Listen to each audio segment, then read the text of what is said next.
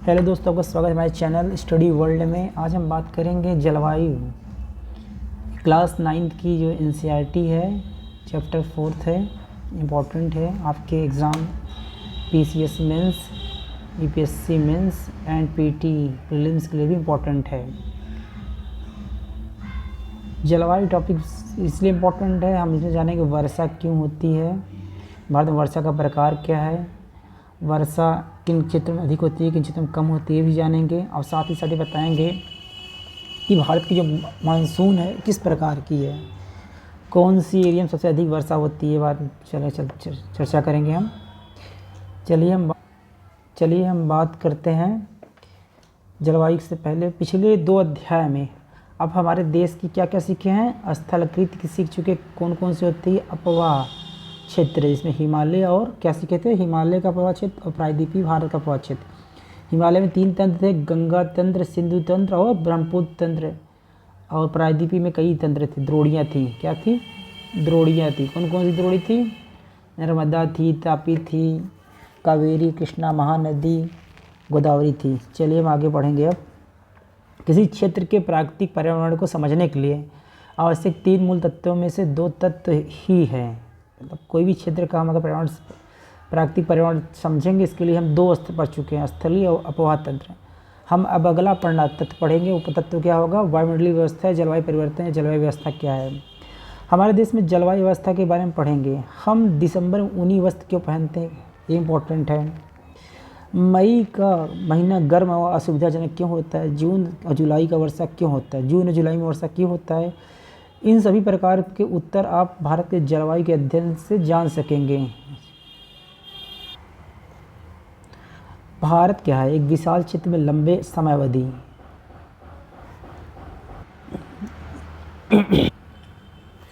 एक विशाल क्षेत्र में लंबे समयावधि अर्थात 30 वर्ष से अधिक, 35 वर्ष मान लो, मौसम की अवस्थाओं में विविधता का कुल योग को क्या कहते हैं? जलवायु। मौसम की अवस्था जो हुआ और डाइवर्सिटी हुआ, इसे हम जलवायु कहते हैं। मौसम एक विशेष समय में एक क्षेत्र वायुमंडल की अवस्था को बताता है। मौसम में जलवायु के तत्व क्या क्या हैं?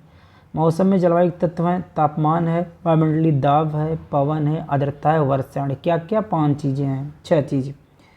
क्या क्या है? तापमान, वायुमंडलीय दाब, पवन, आर्द्रता और वर्षण एक ही होते हैं।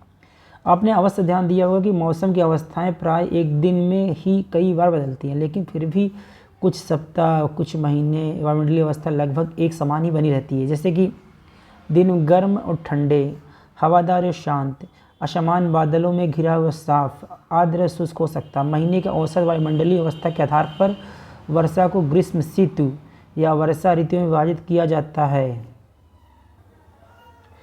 देखो, विश्व में अनेक जलवायु प्रदेशों में बटा हुआ है। विश्व को अनेक जलवायु प्रदेशों में बांटा गया है। क्या आप जानते हैं भारत की जलवायु कैसी है और क्यों है? ये इंपॉर्टेंट है, हम यही जानेंगे भारत की जलवायु कैसी है और क्यों है। इस अध्याय में हम यही पढ़ेंगे। हम जानेंगे मानसून शब्द की उत्पत्ति अरबी भाषा मौसम से हुई है, जिसका शाब्दिक अर्थ होता है मौसम। मानसून का अर्थ होता है एक वर्ष दौरान वायु की दिशा में ऋतु के अनुसार परिवर्तन। ये इंपॉर्टेंट है। मानसून क्या? मानसून शब्द की उत्पत्ति कहाँ से हुई है? अरबी शब्द मौसम से हुई, जिसका शाब्दिक अर्थ होता है मौसम। अब मानसून का अर्थ क्या होता है? मानसून का अर्थ होता है एक वर्ष दौरान वायु की दिशा, क्या है, वायु की दिशा में ऋतु के अनुसार परिवर्तन करता है। भारत की जलवायु को मानसूनी जलवायु कहा जाता है। एशिया में इस प्रकार की जलवायु मुख्यतः दक्षिण एशिया, दक्षिण पूर्व एशिया में पाई जाता है। समान प्रतिरूप में लगभग एक रूपता होती हुए भी देश की जलवायु व्यवस्था में स्पष्ट प्रादेशिक भिन्नताएं भी हैं। आइए हम 2 महत्वपूर्ण तत्व क्या हो, तापमान और वर्षण को लेकर देखें कि एक स्थान या दूसरे स्थान या एक मौसम से दूसरे मौसम, इनमें क्या भिन्नता है। ये इंपॉर्टेंट है। अब जैसे है कि मौसम एवं जलवायु भिन्नता का कारण क्या हो सकता है? तापमान हो सकता है, टेम्परेचर, या वर्षण हो सकता है, इसे बारिश कहते हैं। गर्मियों में क्या है, राजस्थान के मरुस्थल में कुछ स्थानों का तापमान 50 डिग्री तक पहुंच जाता है, जबकि जम्मू कश्मीर के पहलगाम में तापमान लगभग 20 डिग्री रहता है। सर्दी के में जम्मू कश्मीर का द्रास का तापमान -45 हो सकता है, जबकि तिरुवनंतपुरम का 22 हो सकता है। ये अंतर है। इसके पीछे रीज़न क्या? टेम्परेचर, वर्षण, साथ ही साथ हाइट होता है, ऊंचाई भी इसके पीछे रीज़न है। हाइट। अब वर्षण की ओर ध्यान दें तो वर्षण के रूप एवं प्रकार में ही नहीं बल्कि इसकी मात्रा और ऋतुओं के अनुसार वितरण भी मिलता है। हिमालय में वर्षण का अधिकतर हिम के रूप में होता है, इम्पोर्टेंट है। हम कुछ इंपॉर्टेंट फैक्ट जानते हैं। कुछ क्षेत्रों में रात और दिन तापमान बहुत अधिक अंतर होता है, सही है। कोई इसे अब मान लो चुर्क है, चुर्क में दिन का तापमान 40 है और रात का तापमान -4 डिग्री है, 44 का अंतर है। थार मरुस्थल के दिन का तापमान 50 तक हो सकता है जबकि उसी रात में नीचे 15 तक पहुंच सकता है। दूसरी ओर केरल, अंडमान निकोबार दिन और रात का तापमान लगभग समान रहता है, ये इंपॉर्टेंट। केरल और अंडमान निकोबार का तापमान समान क्यों रहता है? क्योंकि विषुवत रेखा के पास है, इंपॉर्टेंट। दूसरी चीज़ समुद्र तट के किनारे हैं, दो चीज़ें इंपॉर्टेंट है। शेष भाग में वर्षा के रूप में होती है। वार्षिक वर्षण में भिन्नता मेघालय में 400 सेमी से लेकर लद्दाख पश्चिमी राजस्थान में 10 सेमी से कम होती है। देश के अधिकतर भागों में जून सितंबर में वर्षा होती है, लेकिन कुछ क्षेत्रों में तमिलनाडु के तट पर वर्षा नवंबर अक्टूबर में होती है। समान रूप से तटीय क्षेत्रों के तापमान में अंतर कम होता है। क्या है?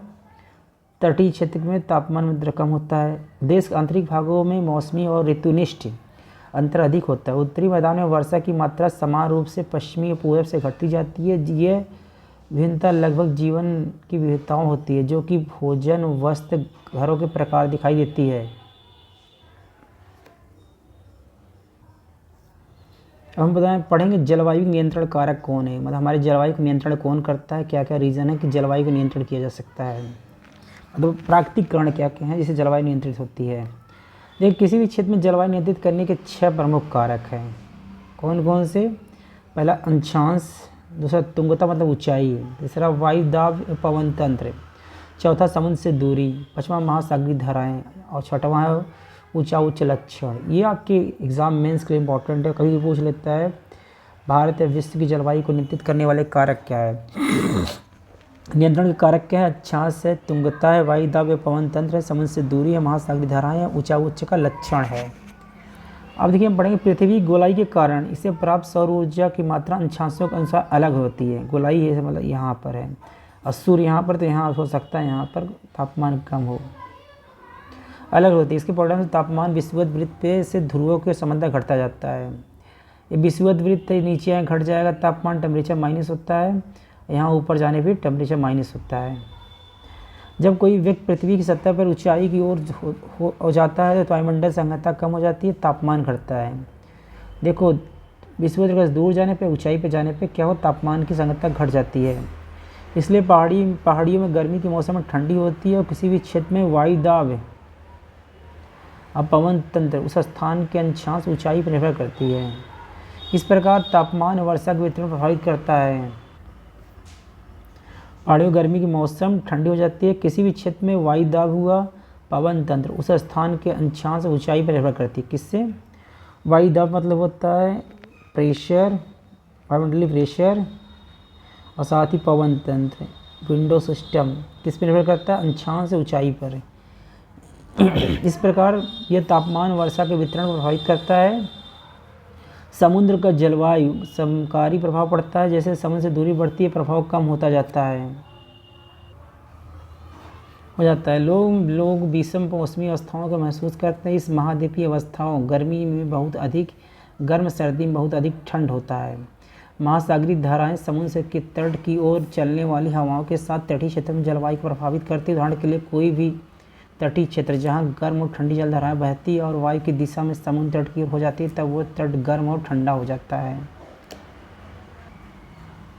विश्व के अधिकतर मरुस्थलीय जो क्षेत्र है उपोष्ण कटिबंधीय भागों में महाद्वीपीय के पश्चिम किनारे पर स्थित है। क्यों स्थित है? इंपॉर्टेंट है।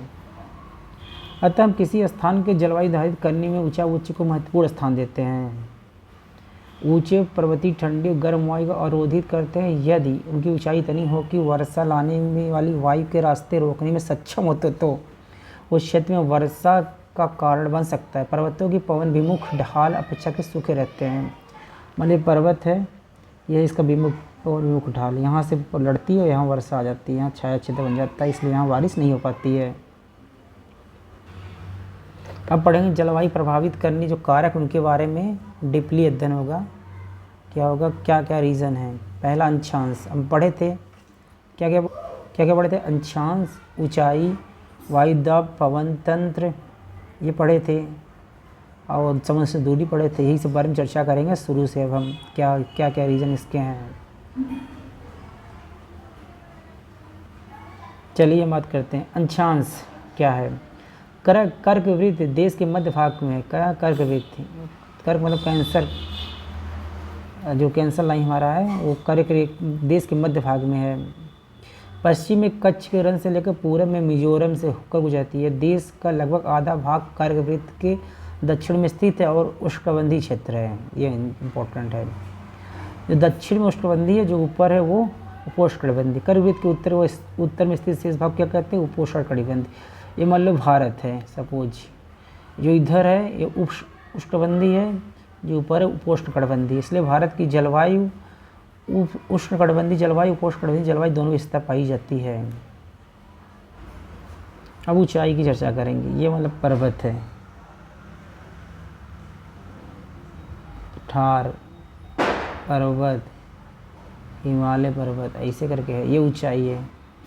भारत में उत्तर में हिमालय पर्वत है। इसकी औसत ऊंचाई कितना, 6000 मीटर। भारत के तटीय क्षेत्र भी विशाल है। यह अधिकतम ऊंचाई जो यहाँ पर 30 मीटर है। हिमालय मध्य एशिया से आने वाली ठंडी हवाओं को क्या करता है, ठंडी हवाओं को भारतीय उपमहाद्वीप में प्रवेश करने से रोकता है। ये इम्पोर्टेंट है। इन्हीं पर्वतों के कारण इस क्षेत्र में मध्य एशिया की तुलना में ठंड कम पड़ती है। अब हम बात करेंगे पवन का दाब, वायु का दाब, पवन का वेग। भारत में जलवायु और संबंधित मौसमी अवस्थाएं निम्नलिखित वायुमंडलीय अवस्थाओं से संचालित होता है। पहला, वायु दाब और धरातली पवनें, ऊपरी वायु प्रसंचरण, पश्चिमी चक्रवात विक्षोभ और उष्णकटिबंधीय चक्रवात। ये इंपॉर्टेंट है। भारत के उत्तर पूर्वी व्यापारिक पवन, ट्रेड विंड जो है वाले क्षेत्र स्थित है। ये पवनें उत्तरी गोलार्ध के उपोष्णकटिबंध उच्च दाब पेटियों से उत्पन्न होती है और ये दक्षिण की ओर बहती है। कोरियालिस बल के कारण दाहिनी ओर विक्षेपित होकर विषुवत निम्न दाब वाले क्षेत्रों में बढ़ती है। सामान्यतः इन पवनों में नमी मात्रा बहुत कम होती है क्योंकि ये स्थलीय भागों पर उत्पन्न होती है और बहती हैं। इसलिए इन पवनों के द्वारा वर्षा कम नहीं होती। इस प्रकार भारत एक शुष्क क्षेत्र होना चाहिए, लेकिन ऐसा नहीं है। आइए देखें क्यों नहीं है।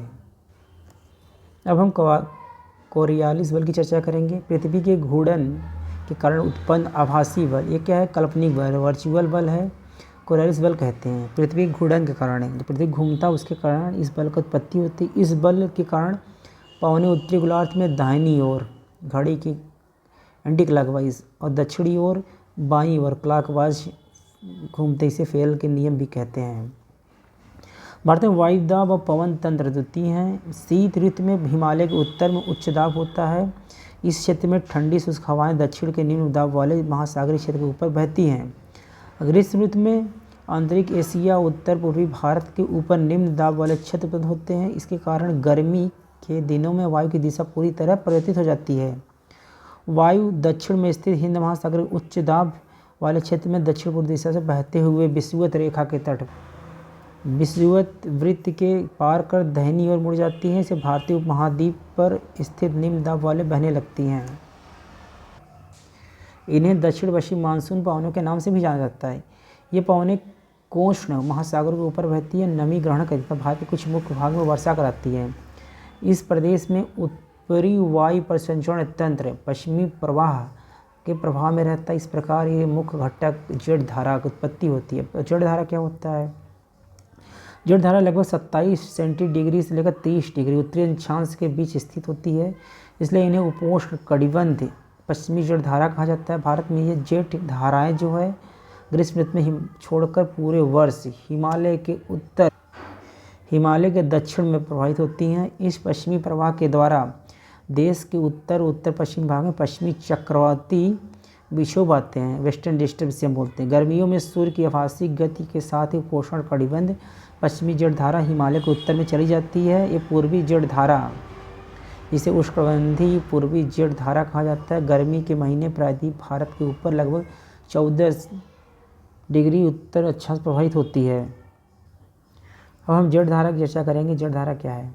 ये एक सक्रिय पट्टी में स्थित क्षोभ मंडल में अत्यधिक ऊंचाई वाली पश्चिमी हवाएं होती हैं। इनकी गति क्या होता है? गर्मी में 110 किलोमीटर प्रति घंटा, सर्दी में 184 किलोमीटर प्रति घंटा होता है। बहुत सी अलग अलग जड़धाराएं पहचाना गया है। सबसे स्थिर मध्य अंशांशीय उपोष्ण प्रदेश जड़धाराएं हैं, स्थिर है ये। अब पश्चिमी चक्रवाती विक्षोभ क्या होता है? वेस्टर्न डिस्टर्ब क्या है? वेस्टर्न साइक्लोन डिस्टर्ब क्या है? सर्दी के महीने में उत्पन्न होने वाला पश्चिमी चक्रवात पश्चिमी विक्षोभ सागरीय क्षेत्र में आने वाले पश्चिमी प्रवाह कारण होता है। ये प्राय भारत के उत्तर और उत्तर पश्चिम में प्रभावित करता है। उष्णकटिबंधीय चक्रवात मानसूनी महीनों के साथ साथ अक्टूबर नवंबर के महीनों में आते हैं। ये पूर्वी प्रवाह एक भाग होते हैं देश के तटीय क्षेत्र में प्रभावित करते हैं। क्या आपने आंध्र प्रदेश के उड़ीसा तटों पर उनके द्वारा दिए गए विनाश के बारे में पढ़ा है, सुना है?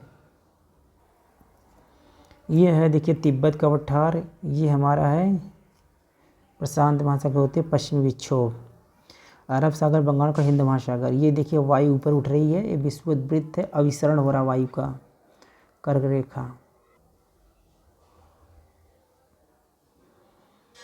धरातली पवन दिखाई दे रहा है आपका, ये उष्णकटिबंधीय जेट स्ट्रीम ऊपर था। भारतीय उपमहाद्वीप जनवरी महीने के दौरान मौसम की स्थिति, और ये देखिए ये है आपका ठंडी के मौसम में। धरातली पहुँचने वाला ये है जो मतलब अरब सागर, हिंद सागर, ये करार खड़ी। पूर्वी जेट स्ट्रीम ये ऊपर है और उपोष्ण पश्चिमी जेट स्ट्रीम नीचे दिया गया है। भारतीय उपमहाद्वीप जून महीने के दौरान मौसम की स्थिति है ये।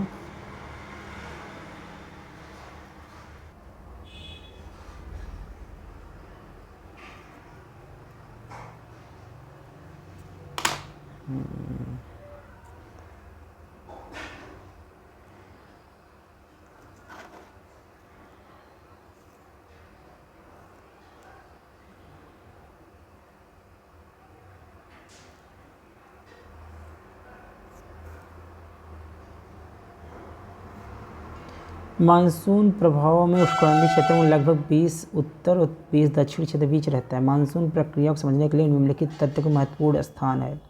पहला, स्थल और जल गर्म। स्थल और जल गर्म और ठंडे होने की विभेदरी प्रक्रिया के कारण भारत में स्थल भाग निम्न दाब का क्षेत्र उत्पन्न होता है, जबकि इसके आसपास समुद्रों के ऊपर उच्च दाब का क्षेत्र बनता है। पहला है। दूसरा रीजन क्या है? ग्रीष्म ऋतु के दिनों में अतः उष्णकटिबंधीय अभिसरण क्षेत्र की स्थिति गंगा के मैदान की ओर खिसक जाता है। इसे हम ITCZ के गंगा के उत्तर खिसक जाता है, जो विषुववृत्त गर्त, जो प्राय विषुववृत्त से 5 उत्तर स्थित है। इसे मानसून गर्त के नाम से भी जाना जाता है। तीसरा, हिंद महासागर में मडागास्कर के पूरब लगभग 20 डिग्री दक्षिण अक्षांश के उत्तर में उच्च दाब वाले क्षेत्र हैं। उच्च दाब वाले क्षेत्र की स्थिति और तीव्रता भारतीय मानसून को प्रभावित करती है। चौथा, ग्रीष्म ऋतु में तिब्बत का पठार बहुत अधिक गर्म हो जाता है। तिब्बत जो पठार है ये क्या होता है? बहुत अधिक गर्म हो जाता है। इसके परिणाम स्वरूप पठार के ऊपर समुद्र तल से लगभग 9 किलोमीटर ऊंचाई पर तीव्र ऊर्ध्वाधर और वायु धाराओं या उच्च दाब का निर्माण करता है। पाँचवां, ग्रीष्म ऋतु में हिमालय के उत्तर पश्चिम जेट धाराओं तथा भारतीय उपमहाद्वीप के उष्णकटिबंधीय पूर्वी जेट धाराओं का प्रभाव होता है। क्या होता है? ग्रीष्म ऋतु में हिमालय के उत्तर पश्चिम जेट धाराओं का तथा भारतीय प्रायद्वीप के ऊपर उष्णकटिबंधीय पूर्वी जेट धाराओं का प्रभाव होता है। अब हम जानेंगे ITCZ क्या होता है। ITCZ ये इम्पोर्टेंट है। इसे बोलते हैं अंत उष्णकटिबंधीय अभिसरण क्षेत्र। ये विषुवत अक्षांशों में विस्तृत गर्त और निम्न दाब का क्षेत्र होता है। यहीं पर उत्तर पूर्वी और दक्षिण पूर्वी व्यापारिक पवनें आपस में मिलती है। यह अभिसरण क्षेत्र विषुववृत्त के लगभग समांतर होता है, लेकिन सूर्य के आभासी गति के साथ साथ उत्तर और दक्षिण की ओर खिसक जाता है। इसके अतिरिक्त दक्षिण महासागर के ऊपर दाब की अवस्था में परिवर्तन भी मानसून को प्रभावित करता है। सामान्यतः जब दक्षिण प्रशांत महासागर के उष्णकटिबंधीय पूर्वी भाग में उच्च वायु दाब होता है, तब दक्षिण महासागर के तटवर्ती उष्णकटिबंधीय पूर्वी भाग निम्न दाब का होता है। लेकिन कुछ विशेष वर्षों में वायु दाब की स्थिति विपरीत हो जाती है, तब पूर्वी प्रशांत के ऊपर हिंद महासागर की तुलना में निम्न दाब क्षेत्र बना होता है। दाब की अवस्थाओं में एक नियत काल परिवर्तन दक्षिण आंदोलन के नाम से जाना जाता है। डार्विन के उत्तरी ऑस्ट्रेलिया और दाहिती महासागर है कि दाब की जनगणना मानसून की तीव्रता के पूर्वानुमान के लिए जाती है। अगर दाब का अंतर ऋणात्मक है तो इसका अर्थ होगा कि औसत कम और विलंब आने वाला मानसून है। एल नीनो दक्षिण दोलन से जुड़ा हुआ एक लक्षण है। एक गर्म समुद्री जलधारा जो पेरू की ठंडी धाराओं के स्थान प्रत्येक 2 या 5 वर्ष अंतराल पेरू के तट से होकर बहती है। दाब की अवस्था में परिवर्तन का संबंध एल नीनो से है, इसलिए इस परिघटना को एंसो एल नीनो दक्षिण दोलन कहा जाता है। एल नीनो ठंडी पेरू जलधारा के स्थान पर स्थायी और गर्म जलधारा का विकास एल नीनो के नाम से होता है। एल नीनो स्पेनिश शब्द है जिसका अर्थ होता है बच्चा, जो कि बेबी क्राइस्ट के व्यक्त करता है, क्योंकि यह धारा क्रिसमस के समय बहना शुरू करता है। एल नीनो की उपस्थिति समुद्र सतह पर तापमान का बढ़ा देता है। इस क्षेत्र में व्यापारिक पवनों को शिथिल हो जाता है। मानसून की आगमन वापसी क्या आगमन क्या है, वापसी क्या है। व्यापारिक पवनों के विपरीत मानसूनी पवनें नियमित नहीं हैं, लेकिन ये स्पंदनमान प्रकृति की होती हैं। उष्णकटिबंधीय समुद्रों के ऊपर प्रवाह के दौरान विभिन्न वायुमंडलीय अवस्थाओं को प्रभावित करती हैं। मानसून का समय जून के आरंभ से लेकर मध्य दिसंबर तक 100 से 120 दिनों तक के बीच होता है। इसके आगमन के समय सामान्य वर्षा अचानक वृद्धि हो जाती है, लगातार कई दिनों तक यह जारी रहती है। इस मानसून प्रपुष्टन कहते हैं। इसे मानसून पर्व बौछार की पृथक किया जा सकता है।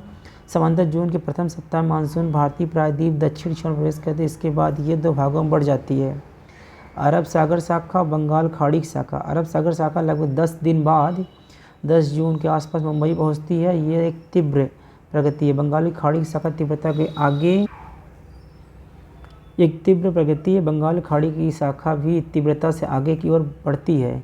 जून के प्रथम सप्ताह में असम पहुंच जाती है। ऊंचे पर्वतों के कारण मानसून पवनें पश्चिमी गंगा के मैदान की ओर मुड़ जाती हैं। मध्य जून तक अरब सागर की शाखा सौराष्ट्र, कच्छ और देश के विभिन्न मध्य भागों में पहुंच जाती है। अरब सागर की शाखा जो है बंगाल खाड़ी की शाखा दोनों गंगा के मैदान के उत्तर पश्चिम भाग में आपस मिल जाती है। और दिल्ली में समांतर मानसूनी वर्षा बंगाली खाड़ी की शाखा जून के अंतिम सप्ताह में होती है। जुलाई के प्रथम सप्ताह तक मानसूनी जो है पश्चिमी उत्तर प्रदेश, पंजाब, हरियाणा, पूर्वी राजस्थान पहुंच जाती है। मध्य जुलाई तक मौसम जो हिमाचल प्रदेश और देश के शेष हिस्सों में पहुंच जाती है। मानसून की वापसी अपेक्षाकृत कम क्रमिक प्रक्रिया है, जो भारत के उत्तर पश्चिम राज्यों के सितंबर के प्रारंभ हो जाती है। मध्य अक्टूबर तक मानसून प्रायद्वीप उत्तर दक्षिण उत्तर भाग के पूर्व के पीछे हट जाती है। प्रायद्वीप दक्षिण आधे से भाग वापसी की ओर गति बढ़ती है। दिसंबर के प्रारंभ तक देश के शेष भाग में मानसून की वापसी होती है। अगर हम द्वीपों की बात करें, द्वीप पर मानसून की सबसे पहली वर्षा होती है। कौन से द्वीप पे? लक्षद्वीप पे। यह दक्षिण से उत्तर की ओर अप्रैल के अंतिम सप्ताह से लेकर मई के प्रथम सप्ताह तक होती है। मानसून की वापसी क्रम से दिसंबर के प्रथम सप्ताह से जनवरी प्रथम सप्ताह तक उत्तर से दक्षिण की ओर होती है। इस समय देश के शेष भाग में शीत ऋतु का प्रभाव होता है। ये इंपॉर्टेंट है। अब हम ऋतु की चर्चा। ऋतु कितनी है भारत में? देखिए, मानसून की जलवायु की विशेषता एक विशिष्ट मौसमी प्रतिरूप है। क्या है? स्पेसिफिक मौसमी क्या है? प्रतिरूप है। एक ऋतु में दूसरे ऋतु में मौसम की अवस्था में बहुत अधिक परिवर्तन होता है। विशेष रूप से देश की आंतरिक भागों में परिवर्तन अत्यधिक मात्रा में परिलक्षित होता है। तटीय क्षेत्रों में व्यापक तापमान बहुत अधिक भिन्नता नहीं पाई जाती, यद्यपि यहाँ वर्षा का प्रारूप भिन्नता होती है। आप अपने क्षेत्र में कितने प्रकार की ऋतुओं का अनुभव करते हैं? भारत मुख्यतः 4 ऋतु पहचान में जा सकता है। शीत ऋतु, ग्रीष्म ऋतु, कुछ क्षेत्रीय विविधता वाले ऋतु और मानसून के आगमन वापसी की ऋतु। अब शीत ऋतु का अध्ययन करेंगे। शीत ऋतु उत्तर भारत में शीत ऋतु का मध्य नवंबर से आरंभ होकर फरवरी तक रहती है। भारत के उत्तरी भाग में भारत की मानसून का आगमन ये देखिए, बंगाल खाड़ी 15 जुलाई से 1 जुलाई, 15 जून, 10 जून ऐसे घूमते हुए जाती है मानसून। इधर देखिए नीचे यहाँ केरल के पास होकर 1 जून तक यहाँ पहुँचती है। 5 जून से 5 जून तक यहाँ पहुँच जाती है। और साथ ही साथ देख रहे हैं मानसून, ये है हमारा मानसून पूरा। ये भारत का मानसून का आगमन का है। ये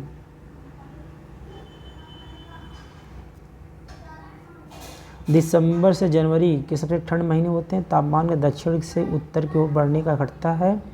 चेन्नई के तट पर चेन्नई का औसत तापमान कितना होता है? 24 डिग्री सेल्सियस होता है। 25 डिग्री सेल्सियस के बीच होता है, जबकि उत्तरी मैदान में 10 डिग्री सेल्सियस से 15 डिग्री सेल्सियस के बीच होता है। दिन गर्म और रातें ठंडी होती है। उत्तर में तुषारपात, सामान्यतः हिमालय के उत्तरी भाग में ढालों का हिमपात होता है। शीत ऋतु में देश के उत्तरी पूर्वी व्यापारिक पवनें प्रभावित होता है। यह स्थल से समुद्र की ओर बहती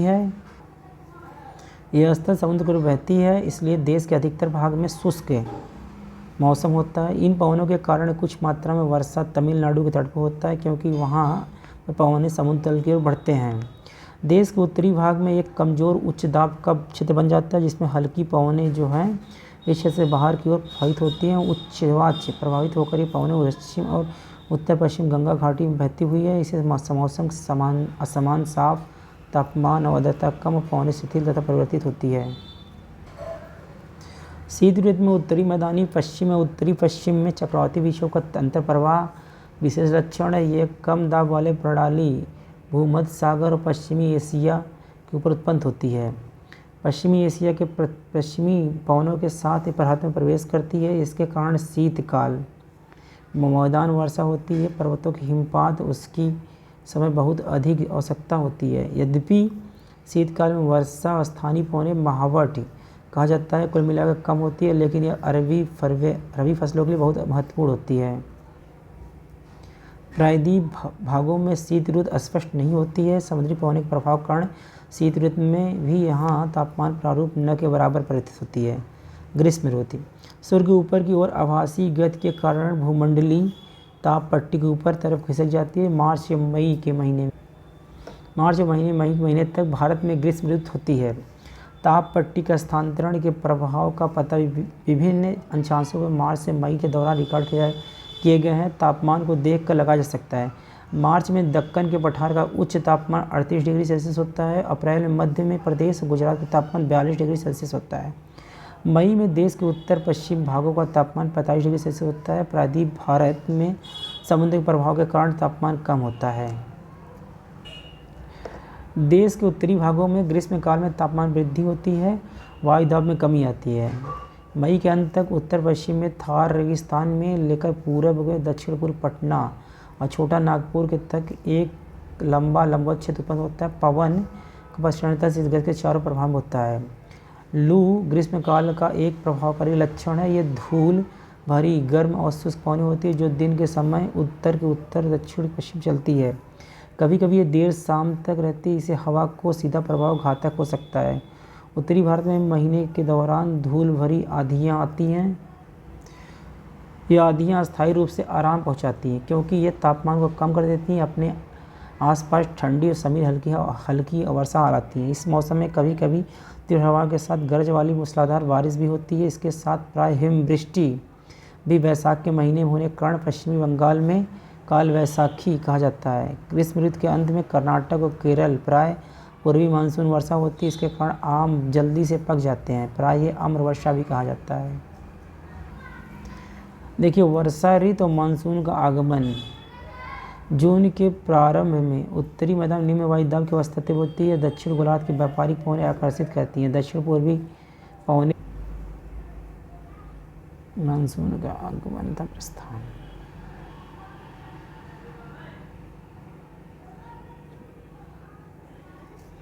दक्षिण समुद्र के उपोष्ण प्रतिबंध क्षेत्रों में पवन होती है। क्योंकि ये पवन गर्म महासागर के ऊपर होकर गुजरती है, इसलिए ये अपने साथ इस महाद्वीप में बहुत अधिक मात्रा में नमी लाती है। ये पवनें तीव्र होती हैं, 30 किलोमीटर प्रति घंटा के औसत वेग से चलती हैं। सिंदूर पूर्वी भाग को छोड़कर यह मानसून पवनें देश के लगभग सभी भागों में 1 महीने तक पहुंच जाती हैं। दक्षिण पश्चिमी मानसून भारत के अंतर प्रवाह मौसम को पूरी तरह प्रभावित कर देती है। मौसम के पश्चिमी घाट के पवन विमुखी भागों में भारी वर्षा होती है। दक्कन का पठार और मध्य प्रदेश कुछ भागों में भी वर्षा होती है। यद्यपि ये क्षेत्र वृष्टि छाया क्षेत्र में आते हैं, इस मौसम की अधिकतर वर्षा देश के उत्तर पूर्वी भागों में होती है। खासी पहाड़ी दक्षिण श्रृंखलाओं में स्थित मानसीराम विश्व का सबसे अधिक वर्षा वाला क्षेत्र है। गंगा की घाटी में पूरब से पश्चिम की ओर वर्षा की मात्रा क्या होती है? घट जाती है। राजस्थान गुजरात के कुछ भागों में बहुत कम वर्षा होती है। मानसून से संबंधित एक अन्य परिघटना क्या है? वर्षा में विराम। इसमें आर्द्र शुष्क पवनें दोनों के अंतराल होते हैं। सद मानसून वर्षा एक समय में कुछ दिनों तक ही होती है, इसे वर्षा रहित अंतराल भी होता है। मानसून आने से विराम मानसून गर्त गति संबंधित होती है। विभिन्न कारणों से गर्त और अंश उत्तर दक्षिण खिसक रहता है,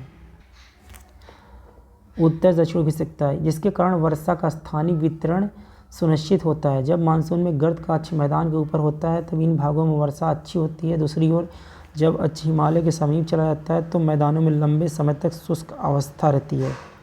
हिमालय की नदियाँ पर्वतीय जलग्रहण क्षेत्रों में विस्तृत वर्षा होती है। इस भारी वर्षा के कारण मैदानी क्षेत्र विनाशकारी बढ़ जाती है, जान माल की भारी क्षति होती है। उष्णकटिबंधीय निम्न वायुदाब आवृत्ति भी मानसून वर्षा की मात्रा और समय निर्धारित करती है। निम्न दाब क्षेत्र बंगाल खाड़ी के ऊपर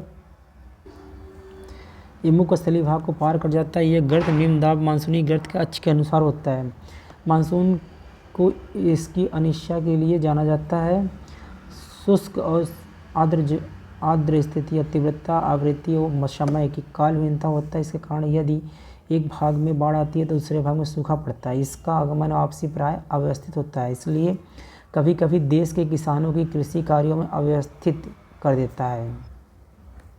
मानसून की वापसी या परिवर्तित मानसून अक्टूबर नवंबर के दौरान दक्षिण की तरफ सूर्य के आभासी गति के कारण मानसून गर्त या निम्न दाब वाला गर्त उत्तरी मैदानों के ऊपर स्थिर हो जाता है।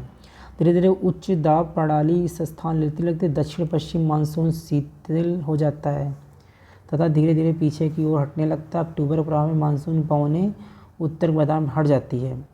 अक्टूबर नवंबर की महीना गर्म वर्षा ऋतु से शीत ऋतु परिवर्तित का काल है। मानसून की वापसी होने का आसमान साफ एवं तापमान वृद्धि होती है। दिन का तापमान उच्च होता है जबकि रातें ठंडी और सुहानी होती है। स्थलीय साफ आर्द्र होता है।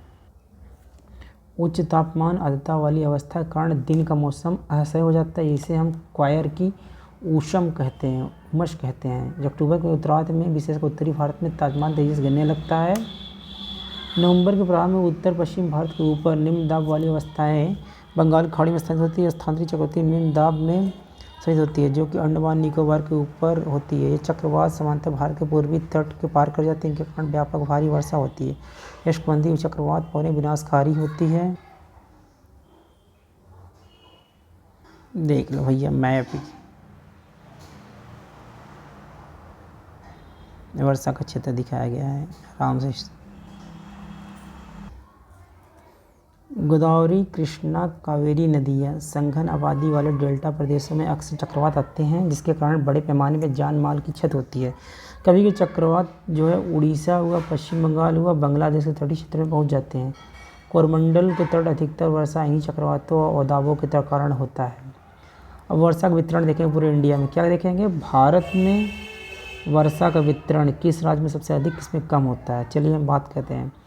पश्चिमी तट के भागों उत्तर पूर्वी भारत में लगभग कितना 400 सेमी वर्षा होती है, किंतु पश्चिमी राजस्थान हुआ, सटे पंजाब, हरियाणा, गुजरात के भागों में वर्षा 60 सेंटीमीटर से भी कम होती है। दक्षिण पठार के आंतरिक भागों और सह्याद्री के पूरब में वर्षा की मात्रा समान रूप से कम होती है। इन क्षेत्रों में वर्षा का मात्रा कम क्यों होती है, इम्पोर्टेंट है। दक्षिण पठार के आंतरिक भागों में सह्याद्री के पूरब में वर्षा की मात्रा समान रूप से कम होती है। इन क्षेत्रों में वर्षा की मात्रा कम क्यों होती है? जम्मू कश्मीर, लेह में वर्षा की मात्रा काफ़ी कम होती है। देश के शेष हिस्सों में वर्षा की मात्रा मध्यम होती है। हिमपात हिमालय क्षेत्रों तक सीमित है। मानसून की प्रकृति परिणामस्वरूप एक वर्ष से दूसरे वर्ष होने वाले वार्षिक वर्षा की मात्रा में विभिन्नता होती है। वर्षा की विषमता निम्न वर्षा वाले क्षेत्र जैसे राजस्थान, गुजरात के कुछ भाग, पश्चिमी घाटों के वेष्टि छाया प्रदेश अधिक पाई जाती है। अतः अधिक वर्षा वाले क्षेत्र में बाढ़ें अधिक आती हैं, जबकि निम्न वर्षा क्षेत्र में सूखे की आशंका बनी रहती है। ओवरऑल एक सारांश पढ़ते भारतीय मानसून का एकता का परिचायक। अब हिमालय के अत्यंत ठंडी पवनें भारतीय उपमहाद्वीप की रक्षा करती है। क्या करती है हिमालय? अत्यंत ठंडी पवनों से भारतीय उपमहाद्वीप की रक्षा करती है। इसके कारण अपेक्षाकृत उच्च निशांशों के बावजूद उत्तर भारत में निरंतर ऊंचा तापमान बना रहता है। इसी प्रकार प्रायद्वीप पठार में तीनों ओर से समुद्र के प्रभाव कारण न तो अधिक गर्मी पड़ती है और न ही अधिक सर्दी। इस समकारी प्रभाव के कारण तापमान की दिशा में बहुत कम अंतर पाया जाता है। फिर भी भारतीय प्रायद्वीप मानसून की एकता प्रभाव बहुत अधिक स्पष्ट है। पवन दिशा में ऋतुओं के अनुसार परिवर्तित और संबंधित ऋतु की दशा ऋतु चक्रत्व को प्रदान करती है। वर्षा की अनिश्चितताएं उसकी समान वितरण मानसून के विशिष्ट लक्षण है। संपूर्ण भारतीय भूदृश्य, इसके जीव वनस्पति, इसका कृषि चक्र, मानव जीवन, उनके त्यौहार उत्सव सभी मानसून के लय के चारों ओर घूम रहा है। उत्तर से दक्षिण तथा पूर्व से पश्चिम संपूर्ण भारतवासी प्रति वर्षा मानसून के आगमन के प्रति प्रतीक्षा करते हैं। ये मानसून पवनों को हमें जल प्रदान करते हैं, कृषि प्रक्रिया में तेजी लाते हैं, संपूर्ण देश की एक सूत्र में बांधते हैं। नदी घाटियों में तो इन जलों की सावन करती है, इन्हें भी एक नदी घाटी का ही नाम जाता है। अगर वीडियो आपको पसंद आए लाइक करें, शेयर करें, सब्सक्राइब करें। थैंक्स फॉर वॉचिंग मेरे दोस्त।